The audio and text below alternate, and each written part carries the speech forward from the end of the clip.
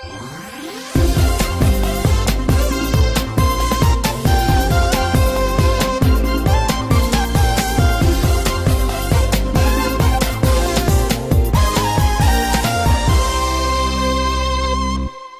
welcome back to the MMO Bookclub podcast. I think I said it wrong again. MMO Bookclub podcast. I'm pretty sure I've butchered that every episode so far. Consistency. Gonna have to get it right. You're the owner now. I'm gonna have to get it right. Yeah, apparently I'm gonna have to say this thing right at some point. New objective for 2018 right there. Hello, and welcome to the podcast. I'm just gonna say the podcast. I'm better to cover. It is Friday, April. I have to check my calendar. 27th. Hope everyone is doing well today. I am here with two awesome guests. Hopefully some more people might pop in. A couple people were hoping would be here to talk about stuff, but doesn't matter if they're here because we have more than awesome enough guests already. First of all, I have Vorgex. How are you doing today? Oh, I'm doing well, thank you. Good to hear. And we have Kraken. A first. What an introduction! What? Just because did I not hype you up enough? Yeah, Michael Buff right here. You start off like, well, hopefully we'll get some extra people because these two. No, I said you guys, but they are awesome. Yeah, they are awesome. More than awesome. I think I said. I was trying to hype you up. It's all good, man. But yeah, thank you for being on, man. It's good to have you on. How are you doing today? I'm good, man. How are you doing? I'm doing fantastic, and a little bittersweet about a certain thing happening in the book club, but we'll talk about that later. Involving you, I should say, not about the book club itself. Everything all right.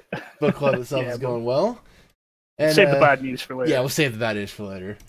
But nothing but good news for the foreseeable majority of this podcast, because we have nominations to talk about today. Talking about the May, aka the Cycle 12 nominations. And, talking about Cycle 12, that means something else, actually. Another piece of good news. It's been a year since this thing started, and I haven't been here since the beginning, so I'm not going to get all sentimental about it. But you have been here the whole time, Kraken, so I guess we'll just address this real quick, but what's it like having this thing been around for a year? How do you think things are going with it? That's a big question. It's pretty crazy. I didn't. Well, there's some times where you think, this is gonna go the distance, and there's others like, this is a really slow month. Maybe it's not gonna last. But the book club has pulled through. It's a much better community than when we first started because of all the things we've done and the systems we've refined and the voting process and the community and all that stuff that we've built upon. So I think it's a really cool little community now, and I hope it continues to grow and continues to prosper. Yeah, absolutely. Well, my impression of it, not being here in the initial period of it, the impression I get from it is that it's gone from being maybe as large of a community or as active and vocal of a community, but it's way more tight knit and people know each other a lot better. Obviously, just that that happens with time, but it's like a more, I guess, intimate is the right word. I'm not sure if that maybe. Yeah. So, I mean, the first couple of months of the book club were absolute chaos. We had a lot of media attention and an absolutely massive hype train behind us. And we had a couple of thousand people join our Discord in the course of about 2 or 3 days. That's crazy. It's mental. And of course, that's not sustainable, really. I mean, people are going to lose interest, just as people do, and move on and find other things. And we didn't really know what we were doing as moderators back then either, because we all just sort of found ourselves in this position where we suddenly got a massive community to manage and try and maintain. So, I mean, if we could go back in time with the setup that we have now and attract those 2,000 people, they'd all be like, "Wow, this community is pretty well put together," I'd say. Yeah. Like you said, I think it's. But it took a little while to get there. We're there now. We've got a fantastic setup here, I think. Just with all the Discord systems and all the cool ideas that we've had over the last 12 months. For sure. You say something, Vorgex? Oh, no. Okay, sorry. I saw your mic. Vorgex has no input on that. I don't know. It's all right, I guess. Yeah, cool. That's crazy that it's already been a year. I heard about you guys. Not right at the beginning, but I heard about you guys probably around the 4th month or so after the creation, and really started participating in December. But that's crazy. It's already coming up on a year. How did you? Happy birthday. Yeah, happy birthday, book club. I was gonna ask you just too, like how did you get involved? Like, did you know Laser beforehand, or did he ask you? No, I didn't know it. I mean, most of the mods that started here did know Laser, or just happened to be here at the time when he was panicking and going, okay. "I need somebody to run this place. It's getting out of control." Yeah. But I came along maybe a couple of weeks. Well, I got modded a couple of weeks later because I'd been helping out with just random things like writing press releases and stuff like that. Gotcha. So Laser was like, "Okay, this guy's obviously trying to help the community," so I just got modded off the back of that. Nice. Cool, man. Well, yeah, happy birthday, book club, and hopefully 1 year old today. Yeah, 1 year old today. Hopefully, many more milestones to come in the future, but no signs of slowing down or stopping at this point. So, it's true. On that note, let's talk about what we got planned for the future this next month. What we could possibly be getting up to. Let me switch to the layout here, and we'll start talking. And we're just gonna go down this list. I'm gonna play some just generically found gameplay footage. Thank you to the various YouTubers. I'm not gonna put their name here just because whatever, but thank you to YouTube and people who use YouTube and upload to it. So first up, we have obviously the the usual. Gotta talk about it is the Cycle extension, and that's for EVE Online. And last month when we did this podcast, we didn't really have much of a clue about EVE Online, but all three of us have actually played a fair bit of this game so far. So I think we definitely have a better insight in now. But let's talk about, not just as a game, but how do you think the cycle has been going from your guys' perspective?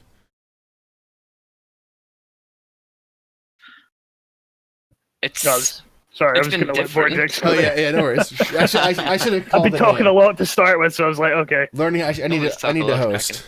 Hey. Yeah, Vortex, we start with you, man. So, like, how do you think things were going? I think it's been an interesting cycle. It's obviously a different kind of game from what we usually play. It's not an RPG. Yeah. But yeah, it has been fun playing something else.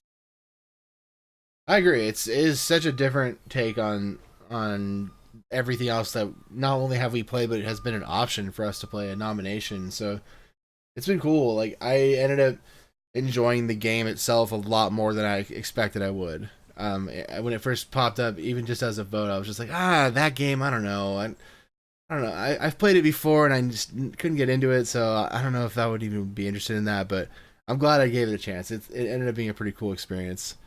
Kraken, how do you think things went just as a cycle or just as a game itself? What do you think about the game? So EVE is one of these games that most people find immediately quite inaccessible. And that was certainly my experience the first couple of times I've tried EVE. I mean, I even played it for a couple of months once. I'm just like, no idea what I'm doing. It's really sort of difficult to decide what you want to do because you've got to kind of commit to your skill path in order to develop down the path you want to actually... And in order to actually enjoy the gameplay, you kind of have to do a mix of things to start with and then start specializing down one road. And that's what I hadn't done in the past. But I did that this time. I went down the sort of exploration route and started doing surveying of data and relic sites and things like that. And some of the achievements that we set as well meant that you have to come out of your shell a little bit and go into the dangerous territories and see all the cool things in EVE. So for those that don't know, every cycle we set 3 achievements for the book club as a whole to go out and try and complete. Just like you unlock achievements in any game that you play these days, we set our own. And one of the achievements this cycle was to visit a list of cool places in EVE that are either important to the lore of EVE or important in terms of what players have done to help almost build upon the EVE story. And one of these places was, like, for example, a graveyard where there's just one player, as far as I know, maintaining this. It's just a graveyard of people who have died in real life. They've got all these just capsules of the players who used to play the game, just commemorating their life. Yeah, in so cool. in EVE. It's really cool. And I went there and I looked at this and I saw these sort of memorial markers of people that used to play the game, and I was like, wow. There's I think actually now, I think initially it was one person doing it, now there's a few people maintaining it. But that's even so. How cool is that? You don't really get that in other games, as far as I know. Yeah, not run by a player in that way, and that's the community driven aspect of this game is such a fascinating thing to me. Like that is such a neat thing to know that exists, and putting that in the achievement I think was a really smart move. Because I think the other purpose that achievement, like that one in particular, tried to address is, like you said, getting people out of their shell and getting people to, like, one of the things that the envoys told us early on was that the most important lesson to learn in EVE as a new player is that dying is not as big of a deal as you think it is. Yeah. So throwing people into the low security zones and putting them in potential danger to get this achievement, it was really smart, I think, because it kind of forces you to face the mortality, but like also face the reality that, hey, you know what? Even if I die, it's not that big of a deal. I can rebuild the stuff. So that was cool. Just what you were saying there, building on that, was one of the takeaways was that you have to view your ships not as a precious thing to you, but as a tool that's made to be used, and it has a shelf life. It will get blown up at some point. Don't worry about it. You know? That was like I definitely had that mentality going into it. Like, so did I. Yeah, we both got over it. Oh yeah, I got killed while I was exploring with you, Dave, that's right. by somebody who jumped on top of our heads. And then I might have also killed you. That might have happened as well. That's true. But that was a shortcut to get home quickly. Yeah, it totally was. Like, I still have your corpse. Wormhole. I thought you should know. That's kind of creepy, Dave. You know, I thought I might not see you in the universe again, so I wanted to keep a little memorial for you. Yeah, all right. Well, to be fair, I've still got Acidar's corpse in a locker somewhere. Hey, you know, that I would keep that too. That's important. Yeah. But I will say, you know, maybe on a less positive side, not about the game itself, but just the cycle. I do think that you know, to be quite honest, the cycle did fall off activity-wise. After about the first week. It always does. It always does. I feel like maybe it was a little sharper than Neverwinter was. Just as far as how the activity dropped after the first initial sort of honeymoon period with the game. There definitely was a handful of people still playing, and then we had, you know, that's the thing I want to talk about with EVE, but the amount of people who joined our community who were already playing EVE was crazy. That was so phenomenal to see the response that we got. Which really speaks to the enthusiasm of that community, I think. Yeah, I mean, it was absolutely incredible how much interest the EVE community took in what the Bookclub was doing. The first week or so was just crazy in the Discord with EVE players coming in and giving advice and sharing their opinions and all that stuff. I know I talked about this in the last podcast, but the response to that post was just insane. The post we made on our subreddit about it winning the cycle. I remember seeing that post and I left a little semi-serious, not even semi-serious, it was fully joking, just sort of trolling comment on it about just how of a contentious pick it was, and I knew some people were going to be unhappy it won. But then I checked that topic the next day and it has 70 something replies. I'm like, what is going on in this topic right here? And it's just full of people from EVE just offering to help and offering advice on where we should go and what we should do and all this stuff. And I thought that was so awesome to see. What an awesome response from the community. So one of the things we did, and this oddly enough, it wasn't meant to contribute to the sort of fall off in activity, but I think it kind of did, was we teamed up with an alliance called Fed Up. Mm-hmm. And those guys are absolutely great. It was nice to team up with those guys, but what they are, I should say, is a PvP focused corp. Is it corp or core? I'd say corp. Because corporation, yeah. Okay, corp. So they appealed to people like players like Passout, who lives and breathes PvP, but other players were like, you know what, I don't want to get into PvP. Yeah. So they also offered a high sec version of their. Yeah, and I have a character in that corp too, and they're super nice as well. But but it seems we did that real quick. A lot of our active players decided just not to do anything. They didn't want to join a corp. And they stayed in high sec space, a lot of them, and just did mining, and they didn't really. I mean, that's just skimming the surface of EVE, as far as I'm concerned. If you just stay, it definitely is. Sec. I think that stuff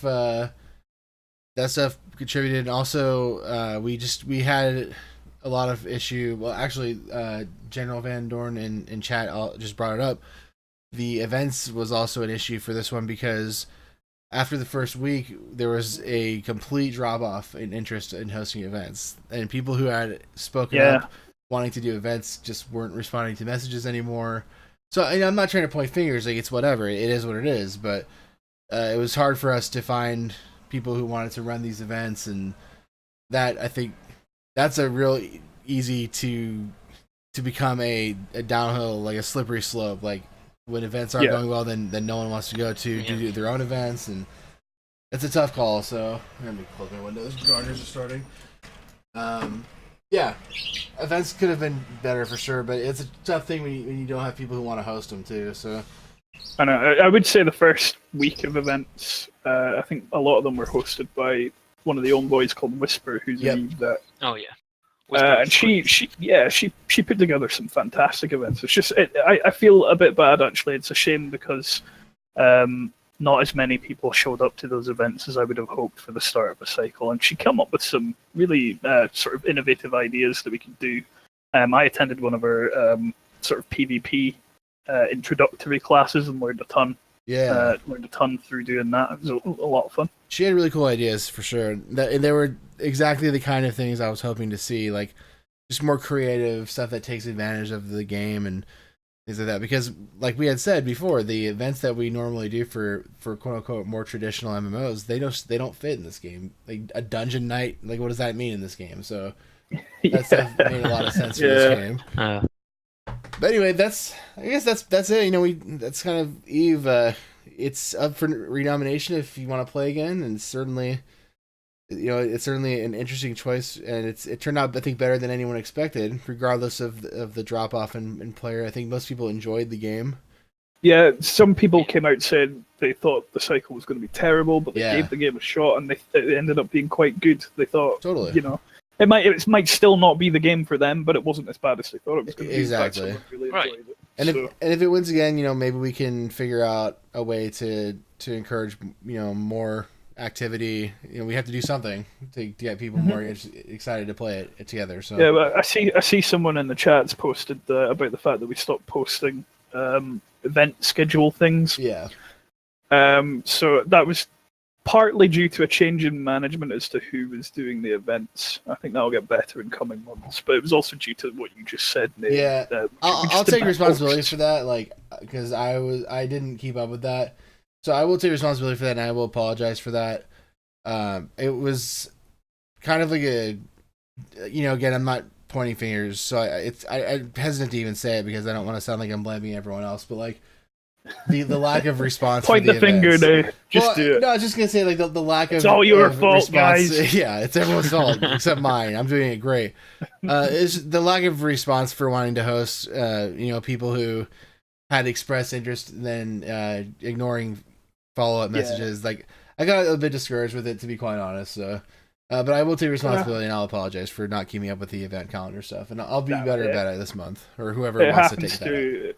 It happens to everybody. Life gets in the way. What have you? It's Passout's fault, is what we're saying, because he's supposed to be doing that. Well, he's not here, so we can just exactly. He's not here, so we can talk bad about him. That's the rule. Okay, so yeah, that's EVE Online. If you would like to vote for EVE, call this number and hit 1. It's like American Idol. That's how charged at the local rates. Yeah. 5 votes a day, unless you super vote with the app. Get the MMO Bookclub app. I'd be okay with EVE winning a second month. I just think we'd struggle again for events. That's my worry too. I'm still playing it, so I'd be fine with it winning, like on a personal level. But I'm concerned about how it would do for a cycle game. But you know, we'll do our best to make it happen if it does win. That's what the community wants. That's what we'll do. Exactly. Yes. All right, so let's talk about Diablo 2. It's our next game on the list here. No, I'm just kidding. This is Path of Exile, which is another. Sort of probably the most, well, I don't know if I say the most contentious pick, but the most sort of maybe unusual genre-wise pick for this nomination period. This is not really an MMORPG. This is a action RPG that you play with other people. I think optionally, if I'm not mistaken. You can play it single player, can't you, Vorgex? Yeah, you can play. This man I'm just watching the video at the moment. Yeah. Just seems to be walking around the beach killing hobos. Sometimes you gotta clean up the community, man. You gotta clear those beaches out. That's some beach justice right there. Exactly. Get off my beach, hobos. The tourism industry is rough. You have to get these people off the beach because you have to have people wanting to come That's surf. where you start out. You start on the beach, as you do in so many games. Yeah. Just are you washed up like with amnesia? Like, where am I? Yeah. You're washed up at least. Yeah, you're washed up at least. Well, hopefully the game itself is not washed up, because I've actually heard pretty much unanimously good things about this game, except for one particular community member who will remain nameless, but he doesn't like this game at all and will call it things that are mean. But yeah, otherwise, I've heard pretty good things about this game. Vorgex, you've been playing it the last day or so. You said, what do you think about the game so far? I started playing yesterday. I have logged about 9 hours in, and that's pretty good for one day. Yeah, I'm loving it. It's great. I love the talent tree. I love how you obtain skills through gems that you insert into your weapons, and yeah, it kind of feels like it doesn't really matter all that much where you start or which class you start with, because you can just use the entire same talent tree anyway. Okay, yeah. I haven't gotten that far, of course, but so far it has a huge variety of enemies and maps, and it's really interesting. Is it? One thing I always hear about the game is that like you said, the talent tree stuff apparently is like pretty in depth and like something you want to do some kind of like reading on. Ideally, are you not able to reset your choices? Is it like Diablo 2 in that way, or you get some node resets? So at level 15, I have maybe 4 nodes to reset, and I have put in 15 talent points. Okay. So that's how it works, as far as I can tell. Gotcha. But leveling is quite quick, and you could always just level a new character. Yeah, for sure. And so it's free. So that takes away the obstacle of like having to. I'm assuming you have to pay for extra character slots or anything. Oh, I'm here. I figured you might show up at some point. How you doing? I saw the notification on my phone, so I was like, oh, well. I also messaged you. Serving bagels. Yeah, you did. I saw that now. Yeah, good. But yeah, hey, good to have you on. We're talking about Path of Exile. Have you played it at all? Nope, but I love Lord of the Rings Online, so it should win. Okay, well, we'll get there eventually. So yeah, just needed to get that in there. Well, what are your thoughts on Diablo-like games? Diablo-like games? Oh, like top down? Yeah, like where you're running through dungeons over and over again. Did you like Diablo? I love Diablo. Okay, so you probably like Path of Exile. It's a very similar game. Oh, I'm watching some game through it. Wait, why don't we just play Diablo? That's a question for another cycle. It wasn't nominated, so I don't know. Like, if you want to do an alt night, so Dwarf God has just volunteered to do an alt night for Diablo 3. Yeah, I know Pass Out and I will both happily run Diablo. Diablo's fun, man. I got nothing against Diablo. But yeah, so this continue with the game of the cycle. It's definitely a unique pick for a game, just like genre-wise. But like I said, I've heard pretty good things about how the game itself. How do you think it would do as a cycle game, though, Vorgex? Do you think this would be something like we could find like event ideas for, and like there'd be continued interest in this game? You think? Borgie? I'm sorry, my son came down to say goodnight. Oh, no worries, What did you say? I was just asking, like, do you think that this would be a good cycle game in the sense that, like, we could find things to, like, event-wise to do, and, like, there would be continued I say this every time we talk about this. Anything can be a good cycle game. Okay. I think this could be a fantastic cycle game. I don't know if there's a limit to how many people can be in the same map instance. Yeah. But that really shouldn't be an issue, because we all would be quite happy to have Warframe, and that has a 4-player limit. Borgie, you never played WildStar, so you're wrong. I did play WildStar. Oh, you did? Not with you guys. Oh, okay. I mean, with us. That's what I mean, primarily. Sure. Well, what do you mean by that? WildStar Like, could be okay as well. It was just a game that not a lot of people liked or could get into. I see. Well, that's your fault. No, it's not. I love the game, and that's an everybody else's problem. Yeah. Okay. Well, we already talked about the everyone is wrong, everyone is at fault but me thing. We had that come up a bit ago, so that's an ongoing theme for this podcast for sure. That might be the title of this podcast. Everyone's wrong except me.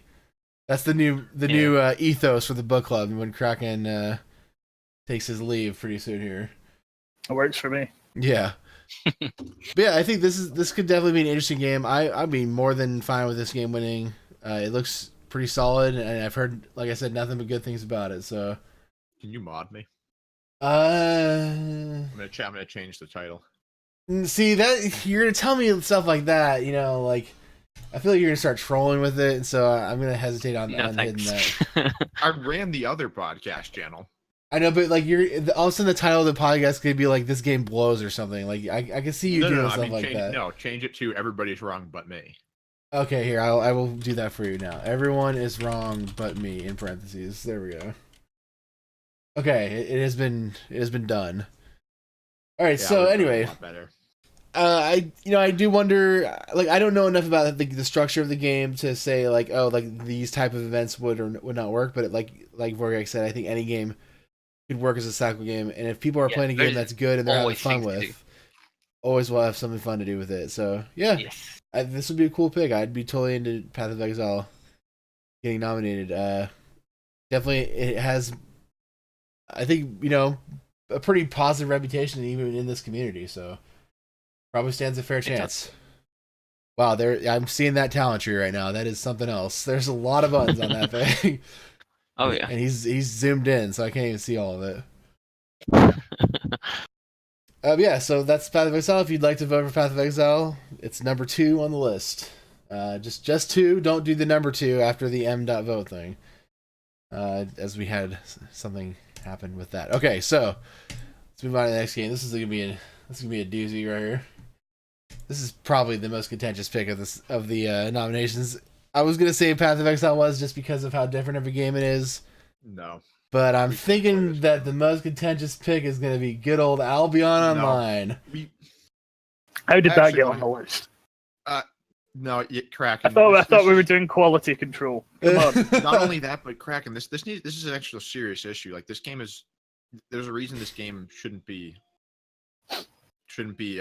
nominated. It's because it's literally a broken game because it's just riddled with gold farmers who own. Not even joking, the entire game. Like, every town that you go to is owned by a gold farmer, and their prices are just ramped up to the point where you can't even play the game. And that's every single server. And then the mods actually just gave up on the game, so they haven't done anything about the gold farmers.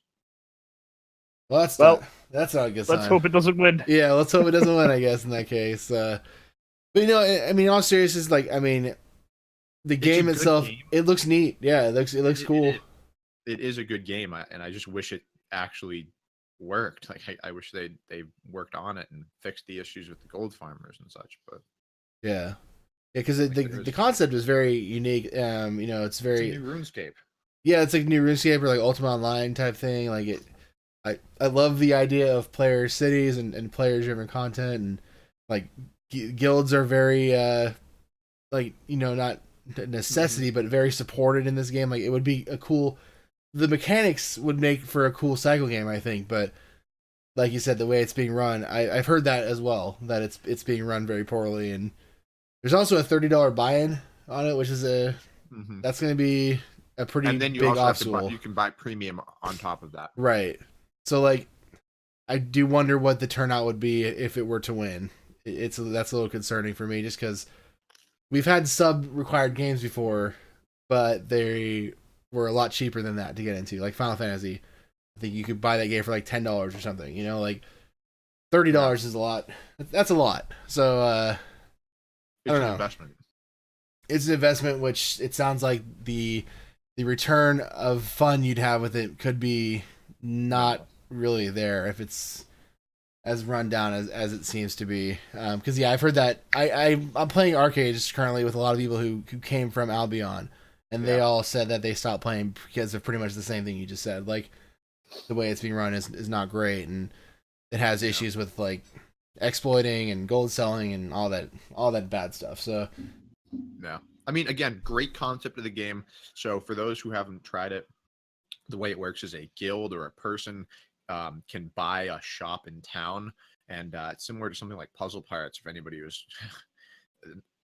old enough to play that game at a really high level, but what you do is you buy a shop or you buy a plot of land, or as a guild you own a town, and you essentially get paid tax for what people use on your shop. So if somebody goes to your blacksmith to create a weapon and they spend money on creating that weapon, you get the tax that they have to pay to use that. And you can set your tax as high or as low as you want. And there's different tiers of blacksmithery, blacksmith areas that you can have. So really cool concept. Yeah, like conceptually that's awesome. Like I love how that sounds, but like, can you only do that if you control the area though? Like, is that? No, I mean you just have to. I don't know exactly how you'd be able to take a plot of land from someone else, but the whole issue was that gold farmers got just insane amounts of gold early on and bought all the plots of land and shot the taxes up higher than anybody could afford. Yeah, so you have to buy gold from them in order to play. Exactly. I mean, that's a smart move on their part. But yeah, that's rough to hear that it's gotten to be like that. And no one is contesting that in chat, so I guess anyone who would know either isn't listening or anyone who would say otherwise, is not saying so.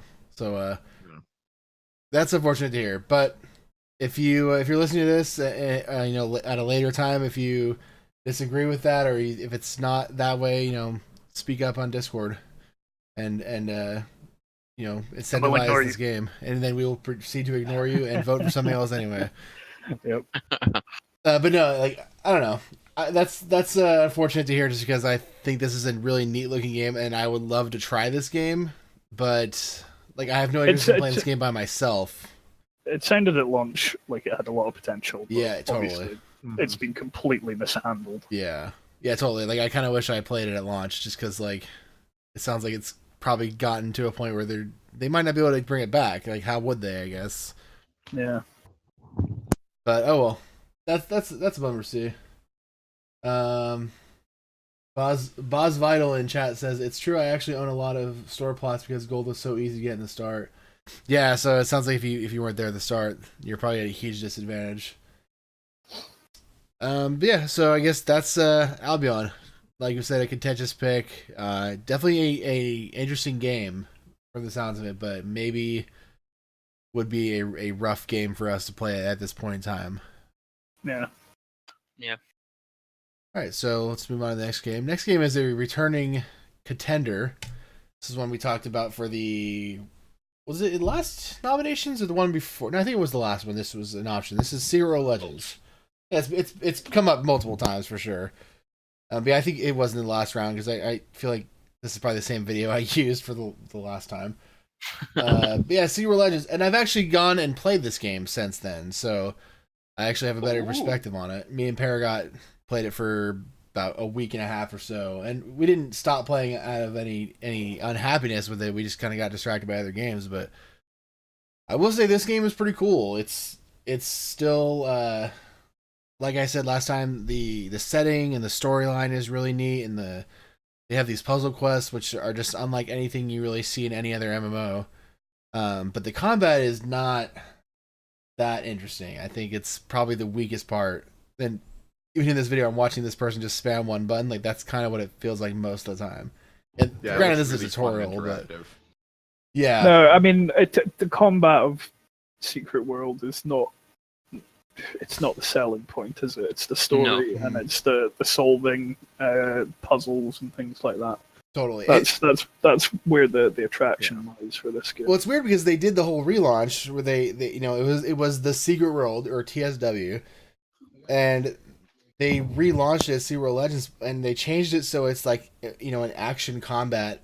It's closer to something like BDO or something where it's all. It's not hotkey and auto attack anymore. It's all like action combat, but like I don't feel that they accomplished making the combat more interesting. It's just like now you have to aim. But it's no different than how it was, or like it doesn't have like a good like visual style to it the way that something like BDO does, in my opinion. So it's, yeah, the combat is not why you're here. I mean, unfortunately, it's a lot of the game, but like that's definitely not its strong areas. The strong area is the questing, the setting of it, there's actually the systems of the game itself are not bad too. Like the PvP is cool, the dungeons are fun to do, and the class setups are definitely not traditional. Like you don't have just like a warrior class. Like it's all based on the types of weapon you use, and you can come up with different combinations of weapons and abilities and stuff. So you can get pretty creative with how you build a character, which is fun. Yeah. Have any of you guys played Secret World Legends? Craig, it sounds like you maybe have some experience with it, or you just know about it. Is that what it was? Yeah, I played as far as Transylvania, Okay. which is the third main area of the game. Yeah. I played. I loved the sort of Lovecraftian themed first area. Like that is right up my street in terms of what sort of storylines I like. I thought it was really compelling. Really liked it. Some of the investigations were a bit off the wall. Like if you didn't Google them, it's like how the hell was I supposed to solve that? Yeah. I don't know how the original community ever did it. Right. Totally. That's by God. Man, that's a great thing. I was gonna bring that up too. Like that was the craziest part for me. So like Paragon and I were playing, and we ended up doing a lot of the side investigative missions and the puzzle quests and stuff. And yeah, like you said, they go off the wall with that stuff. Because the normal quests are just like, go talk to this guy, or go kill 6 enemies, or whatever it is. Like it's very standard. But when you get into these real creative investigation missions, and then suddenly like we're on Google looking up Bible verses and finding out like who did some painting, and like what's the lyric of this song, and how do I decipher Morse code, and like all this, it's insane, and it's really cool. Like, and that feeling of satisfaction when you get like a password correct, or you get like a pattern on a puzzle in a room, like you get it unlocked without dying. Like there's a real cathartic feeling that is like right up there with like beating like a dungeon boss or something. It's interesting. Brown Bear says that's not good puzzles that make you keep Wikipedia open. I mean, that's gonna be up for opinion on whether that's something you enjoy, but like there's no other game that had me searching real world like historical materials and texts looking for answers for stuff. Like it's wild. If you play it the way it's meant to be played, it's like a major sort of head scratcher puzzle sort of thing that you've got to spend time figuring out. Sure. But I think a majority of players who won't play like that, such as Franbear and myself, we just Google it, and we have to keep those guides open. Yeah, well, it's like you have to keep Wowhead open when you're playing WoW, right? It's like the same idea. I did a mix of both when I tried to take it seriously the way it was meant to be played. I was playing with another book club guy called Astral, and we both tried to solve an investigation together, and it ended up being a mix of being able to solve clues ourselves, and then when we got really stumped, we turned to Google. Yeah, I think that's probably the best way to do it. Yeah, sure. If it's easy or close to obvious. Yeah. But some of them are just so stupid. I'd say like 90% of the game itself is totally accessible and fine. Like the puzzle quests are the only time where you're really scratching your head. And some of it you could totally just solve logically by yourself. Like one of them was, there was a whole quest line where you're having to decipher this alphabet of runes basically, and so you're trying to spell words that or these sentences that you get from this book, and so it's just trial and error. So I didn't have to like do any like the way the solution, the lengthy part of it was just trial and error of figuring out which letter corresponded to which rune. Like the way I knew what I was supposed to do very quickly, so like that would have been something I could have just looked up an image of, like which letter is which one, and that would have saved me time. But like at the same time, there was something satisfying to me about like figuring it out on my own. But like that's just me being stubborn at a certain point too. So, to be honest, I will say this about the puzzles: there was no puzzle that made me think wow, that was absolute genius how that was put together. That was really sure. well thought out. It really made sense when you finally completed it. It was either, okay, I understand what to do and it's going to take a bit of time to do it, or this is so obscure, right? I'm never going to get it without it's either Google. or. There's no golden in between. I feel like whoever the people behind building the puzzles could have put a bit more effort in. The Bible verse one had that was my reaction to the Bible verse one in particular. Was just like, this is ridiculous. Like, because they didn't say, like, they didn't reference anything clearly. It was like, it was all said in like code, like talking about like the holy verses and stuff, which I knew meant the Bible. Like, I just figured of course it would, but like, yeah, like nothing about it was obvious. And like you said, it never was done in a way that was like, oh, that was actually really well done. It was just like, wow, that was really obscure, which doesn't that doesn't automatically mean that it's good. No. But yeah, it would be an interesting game to play. There is, plenty of group content. You can totally play this game with other people. It is a solo friendly game, so if you don't want to, you're not forced to do it for most of it. But Paragon and I went through the game. We were playing exclusively together, but you can also repeat quests. They're all repeatable daily. So if you want to progress with a group, you can go back and if you want to grind out extra skill points, you can do that. Or if you want to do dungeons, like the progression is sort of at your own pace in that way. So it could be a good game for a cycle, I think, just based off that. But it's also a pretty decently fun game to play. So. I do just want to say, Secret World Legends. I mean, I've been playing video games all my life, and Secret World Legends is the first game I think I've ever played that, based on one jumping puzzle, made me want to throw my monitor out of the window. Yeah, it genuinely made me angry, and games tend not to do that. I mean, some games are frustrating, but Secret World Legends is unique in the fact that it genuinely made me angry as to how that jumping puzzle was put together. For anyone who's played Secret World, it's that train mission level. It's sadistic. Every time I failed, it wasn't because of a lack of skill. It's not like you can just get good. It's purely down to poor jumping mechanics killing you every single time. The physics of the game kills you. So avoid that one. If we'll have to put a disclaimer. Don't do this. I think it's a mandatory mission in order to progress the story as well. And apparently, there's another one later on that's even worse that I never got to. Great. Yeah. Nice. So. We could do an event night based on that, so we can just watch everyone get pissed at once. Everybody get to the train mission, and then we'll do a podcast on jumping. We'll do a podcast on the jumping. I would love it. We could totally do that. My God. But I'm not doing it again. I'll watch you do it. But just for my own sanity. Give me your password. I'll log in. I'm not living through that. I'll do it for you. All right. But yeah, I think that's probably about what there's to say. Blurry in chat says it would.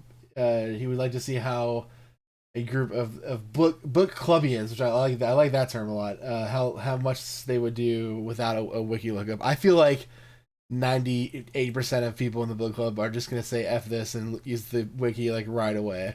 Yeah, there's going to be one guy in the group who says he's not looking it up, but he is.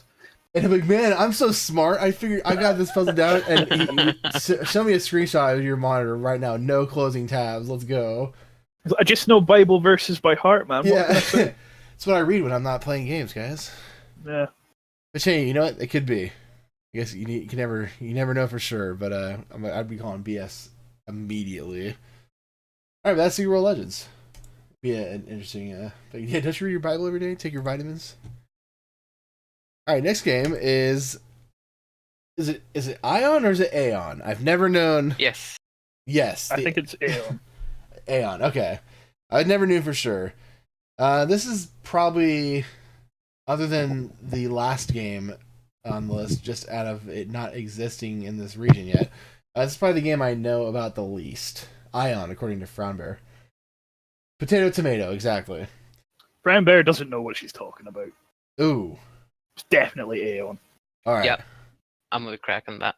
I'm with you guys on that too. It's Aeon. Okay. Yeah, overruled, Brown Bear. Overruled. Right. Pipe down in the chat over there. Everyone is wrong but me. It is pronounced Aeon. The theme rolls on. This guy is... oh, never mind. I thought he was like level 1, but he's level 47. Potato. He's earning like 200,000 XP per kill here, level 1, but no. Anyway, so yeah, Aeon is a Korean MMORPG. It's been around since, I want to say 2009?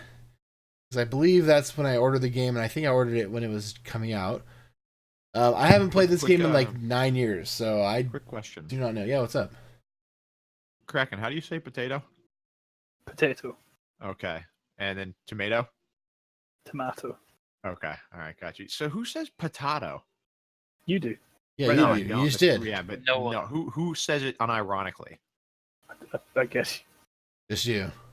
No, I don't say it I've never heard anyone say potato. Yeah, Well, you potato. say potato. Just slightly off topic. It's Dorf. a meta. Yeah, just slightly. No, then we're potato. little bit. Tomato. Yeah, I don't think this anybody says is potato. our coverage of Aeon right here. Is how do you pronounce potato? That's how we feel about this It just- game. It doesn't seem. Yeah. So Ion is potato. It just doesn't work. Ion is a potato game. Is what It we're looks a hearing. bit potato. It looks Aeon Yeah. is potato. Aeon. Yeah, that's right. Sorry, Aeon Aeon. is potato. Ion is potato. Tomato. No, This no, game tomato's looks okay. to me like if I was watching a cartoon and they, well, like say that South Park episode where they all play an MMO Sure. Yep. and it's just generic. Yeah, generic. Well, so keep in mind this this game is what I is imagine old. in my head. Yeah, this game is old. So like other generic games are more likely based on this game. So I will give it credit on Yeah. that front. I wasn't sure if I've tried this before or if it just looks very common. Yeah, I mean, you have played this game in the sense that, like, if you've played any Asian MMO, you've probably played this game. Because There's I a feel small like chance there's that I've nothing actually unique. tried Aeon. I have no Maybe. idea. Well, so the thing I remember about Aeon is that it's very grindy, it's very anime, and there's flying. That's a good point by Blur. So it's If there's flying, I'm yes. probably confusing it with something else. Who knows? Well, there's like Fliff, which was all about flying. The Fly for Fun. That's the name of the game. Like, but this game looks a little better than Fliff did. Yeah. But Yes, mean, it does. I don't know. I feel bad not having much else to say about this Jeff. game, but like it's just sort of a It's not GIF, it's Jeff. Old classic Asian MMO. yeah, it's a classic let's at this move on. point. It's very grindy. I don't think anyone really has even outside of this podcast group here. No one seems to have much experience with the game, and no one really had Yeah, no one. a lot of incentive posted for it. So I don't know. Good If luck you're to listening Aeon. and you've played Aeon, Oh, the other thing I should Contact mention us. is that apparently a bunch of people got their accounts blocked for no reason today or at some point. I Wait, think for what game? for Aeon. I can't remember who said it, but I know that Astor has his account blocked for like no reason.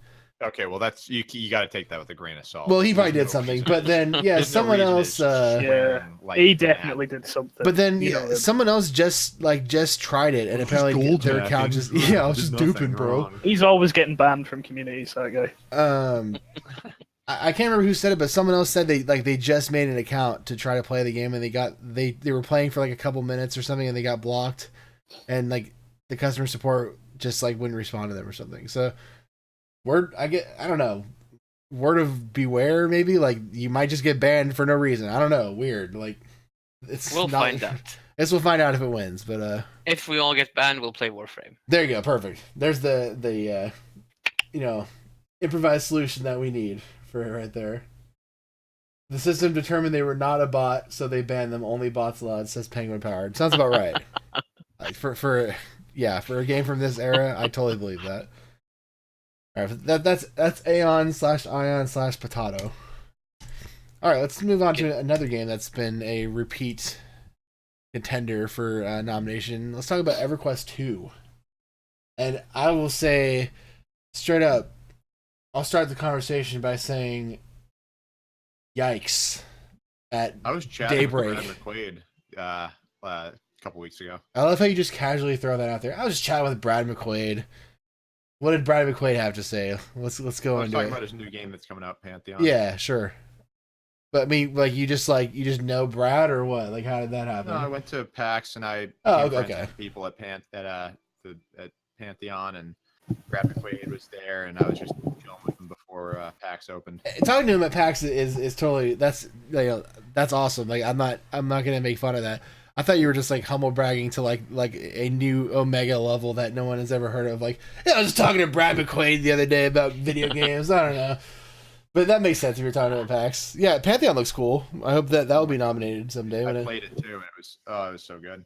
Yeah, I'm excited to play that game too. So good for how early it is. So this is exactly how I wanted to approach EverQuest 2 was saying yikes and then talking about a different game because like EverQuest 2 is a freaking nightmare. It's a well-respected game. It has a lineage and it is I think a game that is well liked. I have negative interest in paying money to Daybreak right now, so I'm gonna say right now I don't want this game to win because Daybreak can choke on it. EverQuest ends up on the nomination lists every single cycle because the same guy keeps putting it up. Yeah, he gets Bookwyvern the right to vote every month, and he picks EverQuest, and every month it never wins. Yeah, I mean, before this week, I was totally up for EverQuest 2 winning, but until a different company owns the rights to it, I just don't want to play it. So, I mean, I have EverQuest 2. Yeah, Daybreak also the rings now too. Do they? Yeah, because Standing Stones is part of Daybreak. Oh boy. That's troublesome. Yep. Well, okay. Well, we'll talk about Lord of the Rings and stuff. Oh, we'll see. And Who knows? Yeah, hopefully, Lord of the Rings doesn't get shut down whenever Daybreak crumbles here. Assuming I had a thought that someone would probably bail them out. They have enough valuable IPs. I didn't even know that they owned other games other than their main label games. So. Even more reason why I'm sure someone will bail them out. I don't know how it all works out. You know how Standing Stone is technically the company that owns Lord of the Rings now, but Standing Stone is, I guess, they work with Daybreak or they're part of Daybreak. But yeah, no. Anyways, I'm actually I have to get going pretty soon. I'm going to see the Infinity Wars. Oh, cool! Enjoy, man. Anyone got any spoilers for Dorf for yo's or? I just want to go one last shell out. Everybody vote for Lord of the Rings Online. I already did. It's the best game that's on the list. Other than that, let's hope Warframe wins. I think that's a sentiment we can all get behind. I'm not going to object to that endorsement. Yeah, Although I am kind of hoping Warframe wins. Yeah, but like, so what's the whole deal with that Warframe until another game comes out? So, yeah, because we'll talk about this we'll just briefly talk about since you're still here. So the Warframe / Bless thing, since some other people were confused by that as well. Bless Online is a game that is supposedly coming out this month, according to them. So the idea behind it is that we want to jump on a game that just launched. We've never done that for a cycle game. It's mostly been games that have been around for a long time, or at least a couple years. So we thought it'd be fun to check out a game as it's launched, see it in its peak potentially or its prime. But because it's not out yet, it's going to come out sometime this month, according to the developers. Warframe right now is such a hot game in this community. Everyone is playing it, so we would just kind of make that the temporary main game, if you will, and then once Bless Online comes out, that would become the cycle game. Just to tide us over, basically. Yeah. But Warframe is just such a big thing right now in the book club. That would be a real easy transition. We were kind of joking, saying it was the unofficial cycle game, like halfway through this month anyway, because everyone just switched wandered over into Eve and just consumed it, basically. It really did, yeah. It kind of cannibalized Eve in a big way with most of the people who were playing it. Yeah. Parasite worked its way. Yeah, the Parasite. So yeah, we'll talk about the game itself when we get there. But yeah, I just want that. I'm glad you asked about that because I know other people were wondering too. Right. So yeah, I'll see you later, guys. Thank you for having me on the podcast. Thanks for jumping in, man. Enjoy the movie. Dorf, do you want to do it like a sponsored piece for your bagels or? Yeah, sure. Just Wicked Bagels, Massachusetts. If you're up in that area, they're good stuff. I know we do have actually a couple members. Some people reached out to me about the PAX meetup. Oh right, yeah. Anybody, unfortunately, but if you do the secret book club handshake when you see Dorf at Wicked Bagels, he'll give you a free bagel. I have only a mustache right now, actually. Ooh. What does that mean? I shave What's that got to everything do with? else. I have What's that got to do with bagels? That's how you know who. Is that who a I food? am. right, Is that like a right, food right. sanitation thing? I'll be the like- only guy with a mustache in there. It's the guy with the mustache. Do the secret book club handshake. You get a free bagel. Yeah. I woke up one morning and I figured maybe I was in my past life I was a porn star in the 70s. All right. You So know, I went for the mustache. Got If the only. mustache to match. It's true. All right. Bye, guys. Thank you. all right. So yeah. Later. Thank you to Dwarf God, and go buy some bagels in his memory. All right, so that's EverQuest 2. I don't know, like it's. I guess that's it. I'm happy with the discussion we that's had it. about EverQuest 2. Let's move on to the other. Yeah. Hey, Nay. Yeah, hey, what's Which going game on? it's next? The next game. Oh, did someone say loot boxes? The next game is Lotro. Since we had already kind of briefly mentioned it, appropriately enough, Lotro. it's the next game. Yeah, that shield clipping was something else. Yeah. So this is this month's returning contender, their classic returning contender. This is the kind of where it all started. Yep. The The very first first game the book club played together, and also the most successful cycle based off the fact that it had thousands of players interested in the book club at the time. Yeah. We probably had about, I don't know, 200 concurrent at one point. That's wild to think about, man. It was crazy, yeah. Yeah, we need Hobolost in chat right now to shill. Like he's the guy, you know, it's very upsetting he's not here right now to sort of speak up for the game. But yeah, Lotro is I think it's been around for what do you guys think, about 9 years as well? I can't actually, maybe even longer. When did this game come out? Let's find out. But I didn't know it was owned by it came out in 2007. Okay, so it's 11 years old. Actually because they're having an anniversary event right now. We were told, so 11 years old. That's a pretty old game. I did not know it was owned by Daybreak, so that's kind of a bummer to hear about. But you know, I won't let that affect my vote too much, because I do think this game would probably do pretty well as a cycle game. I know that there's a lot of people who want to revisit it and they are pushing for it right now.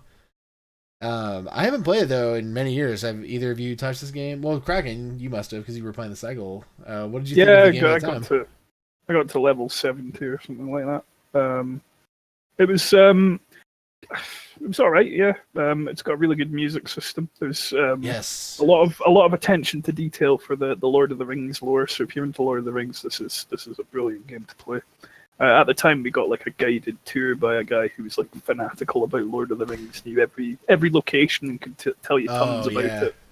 So that was really cool. And then I actually watched side by side the movie Lord of the Rings and walked through some of the areas that they were traveling. And I'm not kidding. The attention to detail in that game is phenomenal.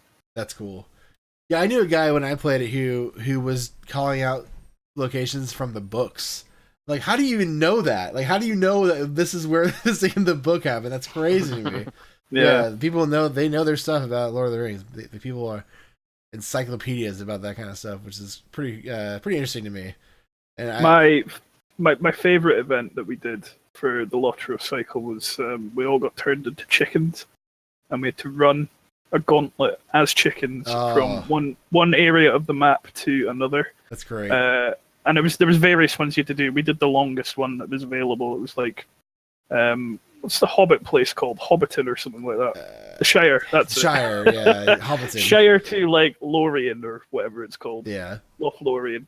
we're calling it Hobbiton from now on, though. It was a long journey, and everything aggroes on you, and if you get hit once, you die. That that sounds fun, man. We need to do that again if this wins. That sounds really fun. It was the most fun event we did, I think. There's stealthed enemies as well, though, so you've got to be really, really lucky in order to make that final run. Oh, that's cool. Yeah, Most of us got taken out by a stealthed enemy right at the last hurdle. Oh, jeez. Just a jerk move by whoever. That's such a bummer. Yeah, it's like a good half an hour of running. Jeez, yeah. Well, we gotta do that. I'm gonna say it right now. I will be happy to host that, or try to figure out how to host that, or whatever I need to do. You get a fancy chicken cloak if you win. Ooh, see, I'm all about that. I'm all about cosmetics. Yeah. Lotro, definitely a classical hotkey MMO. I think some people were saying in chat yesterday that they were trying the game out and the combat maybe doesn't hold up so well. and they were maybe not.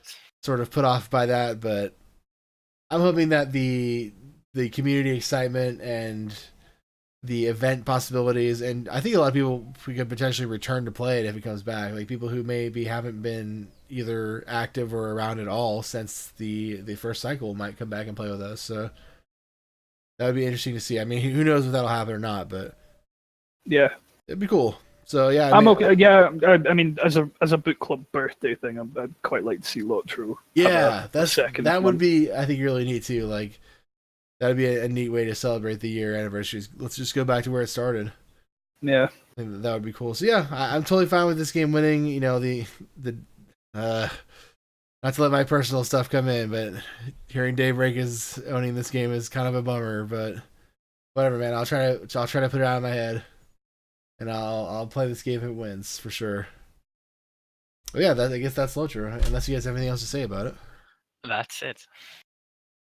All right, guys. Let's get into what you guys really wanted to talk about. Last but not least. Actually, I better get another video for this. I just had a Bless Online video, but I think I know when I need to start showing here. Where's the Warframe video? Exactly. Let's get some gameplay. Here we go. All right, so the last, but definitely not least, at least bad news. By levels of excitement. Bad news. What's the bad news? No, you said you just skipped to menus in the game, so I said menus. I thought you said bad news. I'm like, wait, what? No, this is supposed to be good news.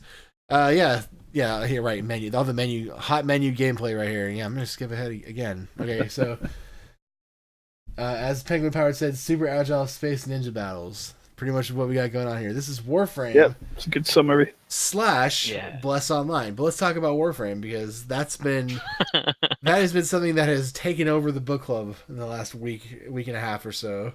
And I know you guys are, well, Vorgex, you are a sort of a veteran player already, but Kraken, you dove headfirst into the depths of Warframe this last 10 days or so.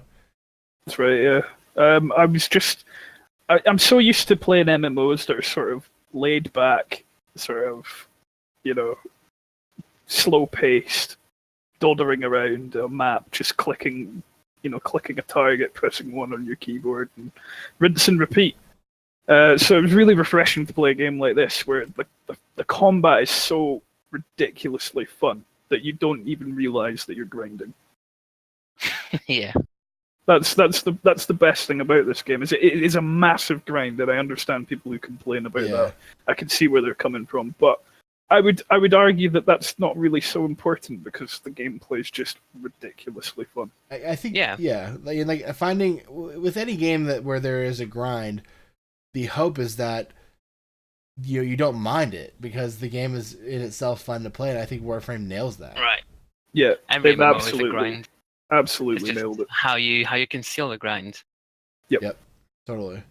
So yeah, I mean, there's how many people do you think there, give or take, like estimate the number? How many people in the book club you think are playing this regularly already?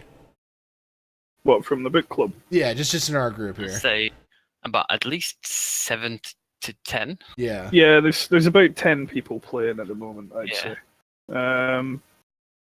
We all sort of. I don't know. I downloaded the game and then I sort of let it sit for a month and then I launched it and then it seemed to have created this snowball effect in the book club where everybody just started playing it at the same time, which is I'm quite pleased about because I've been really enjoying the game. So. Yeah, I suddenly just saw you and Frownbear. Well, because Frownbear also is like a veteran of the game as well, but I kept seeing you two in particular playing it just on the list of people in Discord. Yeah. And I was like, what's going on with Warframe? Like, I better check this out again. Because I played it when it was in, like, beta, but I hadn't really touched it since then. But, like... It's still in beta. I mean, yeah, but, like when it was like, hey, we exist. What's up? Like, the early days, But, yeah, it's been super fun to play. 5 years old now. Yeah. Is it still in beta, really? I didn't know that. Yeah, they call it beta. That's just them. That's just so if they break something and be like, oh, it's beta, guys. We'll fix it. Yeah. This is what everyone does now.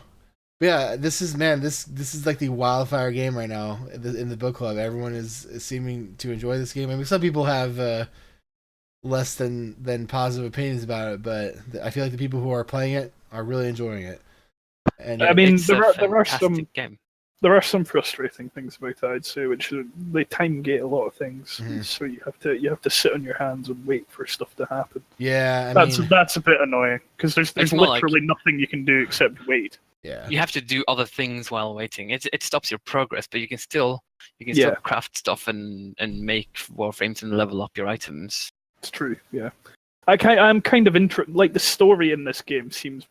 I'm not that far in, but it seems pretty interesting, It's and so good. I would like to progress through it, but I can't at the moment because I'm not at the point where it's going to allow me to. oh, gotcha. So I'm happy to do what Vortex said there and just spend my time doing other things, and finding other goals to reach. Right now, I'm trying to get some decent mods together so that I can go into harder missions and not be so squishy. Nice. Yeah. Yeah, the level of depth with the mods and upgrading mods and like what's the best layout for this thing I'm doing now, like there is so much depth to the game, like way more than you'd expect just looking at it. Like you look at this game without knowing what it is, like, oh, it's just an action game. You know, you probably it has RPG elements, so I'm equipping like a gun and like maybe doing some spec like with a talent tree or something. No, it's way more than that. There's a lot of depth and customization with it. And people in chat right now are saying that it gets a lot of love from the developer, and they listen to feedback, and absolutely, a really well maintained game. You know, this game has a really good reputation, and I'm definitely seeing why it does in the last couple days. You know, one of the complaints I've heard about Warframe is, you better get used to using that wiki. Right. Yeah. And actually, I found that to be kind of unjustified. I mean, yeah, you do have to wiki some things, but it hasn't, for me anyway, been more than any other game. Right. Yeah, And once you read it on the approach. wiki, it makes sense. You know, it's not like it's this convoluted thing that you struggle to understand. Yeah, totally. It's like you read a page and 2 seconds later you understand what you're meant to do. Yeah. And it's not Sometimes like you just want to check how you get something, or yeah, that's just like in any other game. Any game basically. I really don't understand that complaint, but that's what I've heard bandied about. I wasn't spending any more time on this game looking at stuff than any other game, because like I generally will want to do reading on like the right way to do stuff if I feel like I'm not getting how to do something, or if I want to optimize my equipment or whatever the case may be in a game. Like I'm usually pretty quick to look stuff up, but like I don't feel like I'm doing it that much more in this game, at least, you know, at my level of experience with the game. Maybe it gets more intense as you go on, but I agree. That might, I don't, so far that hasn't been a complaint where I'm really seeing the reasoning behind it, because like you said, that is a pretty common thing I hear about the game. Is like, oh, it's so dependent on like micromanaging and reading wikis all the time. It's like, you don't have to play like that though from the get-go. Like I've spent probably 10 hours without, you know, like the first 10 hours I wasn't reading anything. I was just playing and having fun. Like, you know, I didn't feel like I had to read beforehand the way people kind of implied I would. I will say, actually, one of the benefits of being in the book club is there's always a vet of some game that you're playing. Totally. Because we've got such a diverse community that if you don't understand something and you ask the chat, chances are someone there is going to say, oh, I can help with that. And I've definitely been leaning on the book club a little bit for some Warframe tips and tricks and all that. In Warframe, it's very nice to have someone who knows the game. It always helps in the beginning. Well, I guess that's true for most games, but especially where some things can be a bit confusing. If you're stuck on a mission as well and you've got vets like Vortex or Frownbear in the chat, then you can just be like, hey guys, give me a hand. Or me, you know, where I'm not a vet and you're doing a spy mission and somehow we got it done. Like, you know, like that. Yeah, that's true. Like, you know, I'm not trying to toot my own horn here, but Nay was the confidence I needed to get through that spy mission. I gave you the power you needed as a warframer. Restored my faith in myself. Yeah. That was super fun, and like that, even just that little experience was like, I think that was the first time I had really, other than that first day where we played together, but that was just sort of like, we were just kind of getting carried through stuff. Like that was the first content that was like challenging I'd done with someone else, and I was like, man, this game is really fun to play with other people. So I'd be super into that being the cycle game. Oh, it is a fantastic game. So beautiful. So much fun. For sure. But let's not forget that this game is a placeholder until Bless Online it is. launches. It is absolutely a placeholder. If Bless Online comes out at the end of the month, we're going to be like, uh-oh.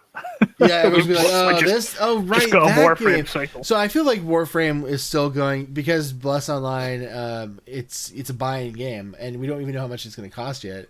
You know, the rumors are saying it'll probably be like $20 or something, but no one knows for sure. So I feel like Warframe's going to go, you know, if that wins, I feel like that would go strong the whole month, because I think there will be enough people who don't switch over that you'll still have people wanting to play Warframe, and there will still be stuff going on over there. So that's good news regardless. You know, Warframe will be strong, I think, you know, regardless of how Bless does. But yeah, Bless Online is the new thing coming out. It's sort of the next anticipated MMO coming out. It's a So I haven't learned anything about Bless. Tell me about it. I'll be honest, I don't know super like detailed info about it as well. I think, you know, I wish True was in chat. He knows a lot about it, but you know. All right, so we're talking about Bless, but none of us know what it is. Yes. Well, I know it's a PvP well, we can centric see game. on the video here. Hang on, I'm gonna look it up. Yeah, let's see. It's a Korean MMO. It's PvP centric. It has, I think, some similarities to other games from what I've heard. Apparently, you play as a child. Yes, according to Bronze here. This guy does look like a child for sure. Well, we all play a child, or just this guy. Yeah, it could be just a typical weeby. Yeah, it could be like child race LFL sort of thing. The weird thing about this game is it's come out in, I want to say, at the very least, it's been out in Korea and Japan, and from what I've read, it has not done well in those regions, which is like weird. Like they are apparently redoing a lot of the mechanics for this US release. Like they're redoing the combat to some extent. They're redoing a lot of the game systems and trying to, like, I guess, fix a lot of the things that caused it to not do well in those regions. Because for some reason I just found the races. Oh, you found the races of the game? The child race is called Musku. It's a neutral race, apparently. Okay. That's so I can finally RP as a child in an MMO. The dreams do come true. Finally, unlike all the other ones. Here's what the Steam description says about Bless. Okay, let's see. Welcome to an epic and immersive world. Bless Online, where your choice matters. Explore the immense world and face your challenges alone. Because people love playing MMORPGs alone for some reason. That's a positive for this community. It's like 90% of these players of massively multiplayer online games like to play it by themselves. Or join up in groups, but you don't have to. To partake in massive warfare. No, I just added that. Okay, they're really doubling down on that. To determine your fate and reap the rewards. From the majestic opening of Embers in the Storm to the haunting chorus of the Sea of Sadness. Ooh. The music created by world-renowned composers Hans Zimmer and Lorne Balfe will draw you into the world of Hans Zimmer did that. Wow, okay. I didn't know that. Crazy. Yeah. So they're really pushing the music side of things here. So it's going to sound good. There's some sort of there's some sort of rhythm element to the combat, I think. So I think there is some I think music is pretty essential to this game in some ways. So I guess that makes sense. Oh, all right, could be. I've been looking at the classes. It seems to have the standard RPG classes. Yeah, of Guardian, Berserker, Ranger, Mage. It does remind me of Final Fantasy 14. Just looking at just the way it looks. But it seems like it maybe a little faster paced. I'm looking at the screenshots on the Steam page. It really does remind me of Final Fantasy aesthetically. Yeah. Yeah, it does. So yeah, I don't. A little bit prettier. I think it looks a little bit better. Yeah, I'm not sure. It's getting a little bit laggy here too. But yeah, there's some pretty. Look at the size of the city that he's flying into too. Like the structure. That's very cool. The scale of the cities looks pretty impressive. So yeah, I mean, it's a nice looking game for sure. I wish I had more insight on the mechanics of it, but I'll be honest, I haven't done too much reading on it. But my whole thing about this, like I said earlier in the podcast, is I just kind of thought it would be cool, and I'm not like the main one pushing for this game or anything, so I'm not trying to say I'm sponsoring this or anything, but I'm kind of into this winning potentially because I think it'd be neat to check out a game that just came out as a group with a book club, because oh yeah, definitely a lot of the games we play are a lot older, and it's like Eve was like, we had a lot of people reaching out in order to help us, but we don't always get that level of like veteran support. But like, what if we play a game where there's no veteran support because it just came out? That'd be kind of cool too. So it would be an interesting pick, I think, and it has a real strong,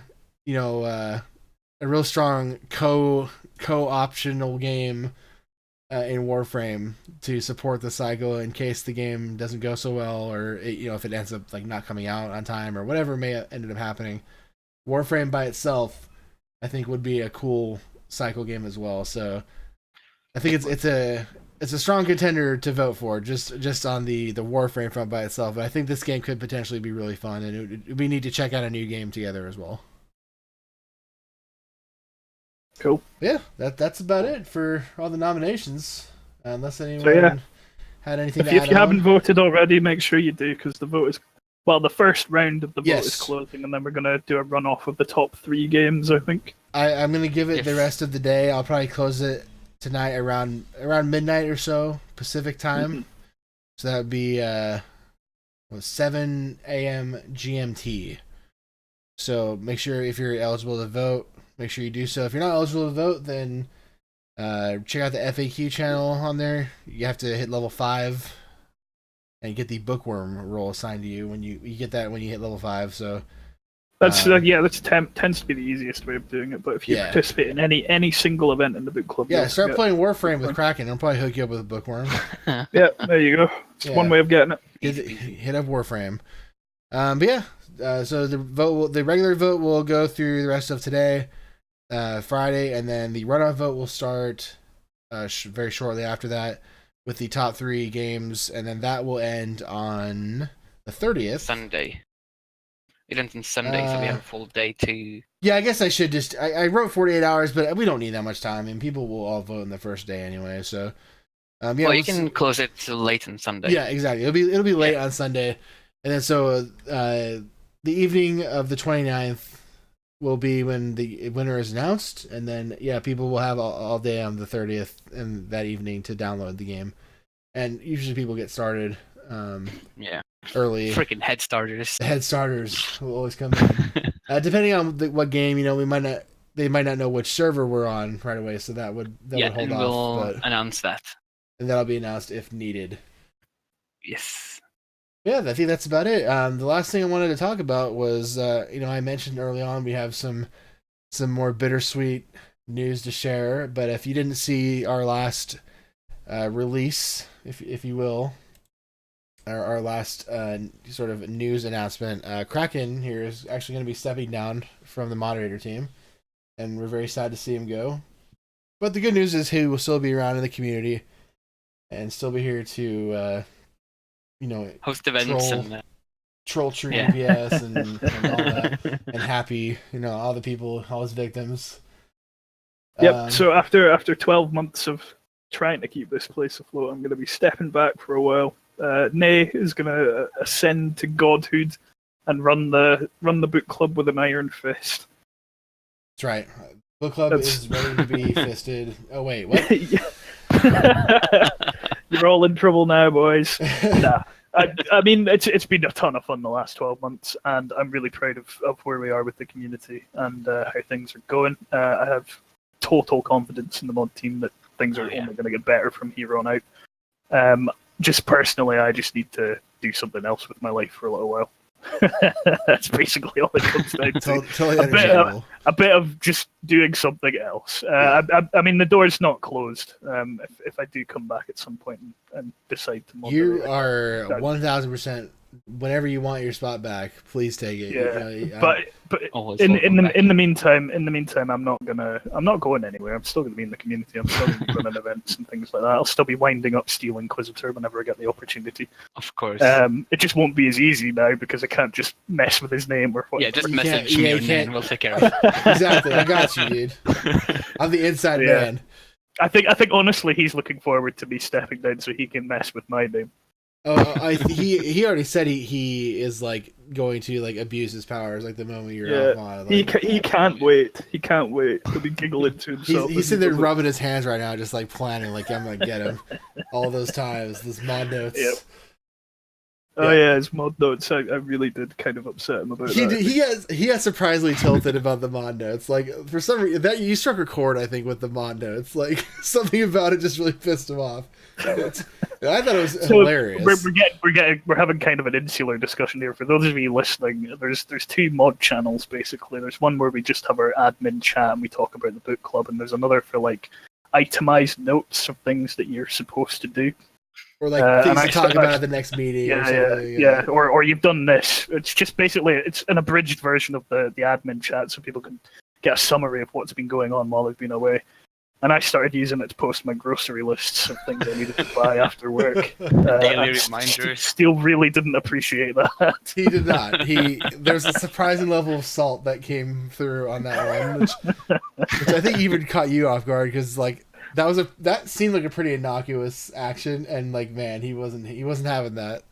Yeah, I did do it deliberately to annoy him, though. Oh, 100%, yeah, of course. Well, he never noticed my my event calendar thing. Like, I put it out of order just to annoy him.